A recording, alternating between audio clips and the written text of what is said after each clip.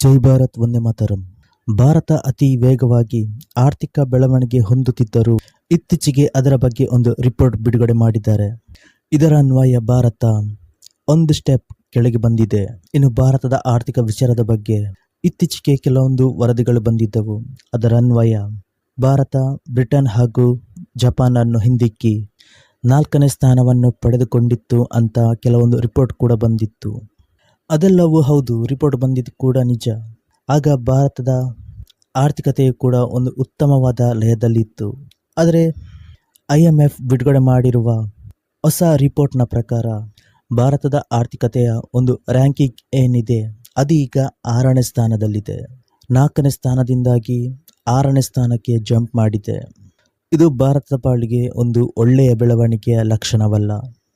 ಭಾರತ ಹಾಗೂ ಬೇರೆ ರಾಷ್ಟ್ರಗಳ ಜೊತೆ ಕಂಪೇರ್ ಮಾಡಿದರೆ ಬ್ರಿಟನ್, ಜಪಾನ್, ಜರ್ಮನಿ, ಚೀನಾ ಮತ್ತು ಅಮೆರಿಕ ದೇಶಗಳು ಭಾರತಕ್ಕಿಂತ ಹೆಚ್ಚು GDP ಹೊಂದಿರುವ ರಾಷ್ಟ್ರವಾಗಿದೆ. 2025ರಲ್ಲಿ ಭಾರತದ ಆರ್ಥಿಕತೆಯು ಕೂಡ ಒಂದು ಉತ್ತಮವಾದ ಲಯದಲ್ಲಿತ್ತು.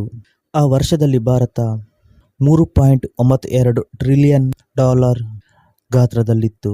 2025ರ ಭಾರತದ ಎಕನಾಮಿಕ್ ಗ್ರೋತ್ ಭಾರತದ ರೂಪಾಯಿ ಲೆಕ್ಕದಲ್ಲಿ ಲೆಕ್ಕ ಹಾಕುವುದಾದರೆ 9%ರಷ್ಟಿತ್ತು.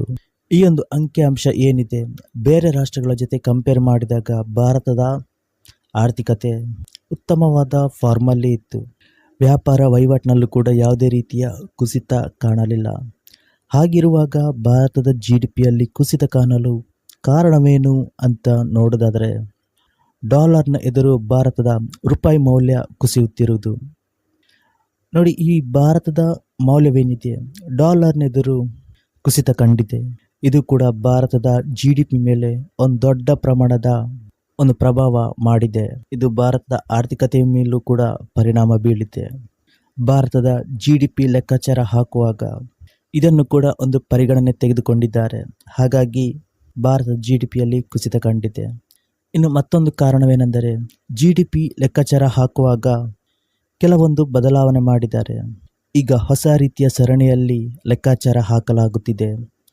ಆ ಲೆಕ್ಕಾಚಾರದ ಪ್ರಕಾರ ಭಾರತದ ಕೆಲವೊಂದು ಅಂಶಗಳು ಕಡಿಮೆ ಇರುವುದರಿಂದ ಆ ವಿಚಾರಗಳು ಕೂಡ GDP ಲೆಕ್ಕಾಚಾರ ಹಾಕುವಾಗ ಪ್ರಭಾವ ಬೀರಿದೆ. ಇನ್ನು 2024ರಲ್ಲಿ $1 ಭಾರತದ 84 ರೂಪಾಯಿಗೆ ಸಮವಾಗಿತ್ತು. ಆದರೆ 2025ರಲ್ಲಿ $1 88 ರೂಪಾಯಿಗೆ ಸಮವಾಗಿದೆ.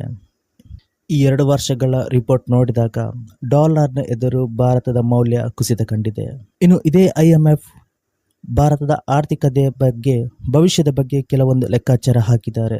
2027ರಲ್ಲಿ 5ನೇ ಸ್ಥಾನ ಹೊಂದಬಹುದು. ಹಾಗೆ 2027ರಲ್ಲಿ ಜಪಾನನ್ನು ಹಿಂದಿಕ್ಕಿ 4ನೇ ಸ್ಥಾನವನ್ನು ಪಡೆಯುವ ಸಾಧ್ಯತೆ ಇದೆ ಅಂತ ಹೇಳಿದೆ. ಅಮೆರಿಕ, ಚೀನಾ, ಜರ್ಮನಿ ಈ 3 ರಾಷ್ಟ್ರಗಳು ಟಾಪ್ 3ಯಲ್ಲಿದೆ. 2030ರ ಹೊತ್ತಿಗೆ ಭಾರತದ ಆರ್ಥಿಕತೆ ಜರ್ಮನಿ ಸಮೀಪಕ್ಕೆ ಬರಬಹುದು ಅಂತ ಅಂದಾಜು ಲೆಕ್ಕ ಹಾಕಲಾಗುತ್ತಿದೆ.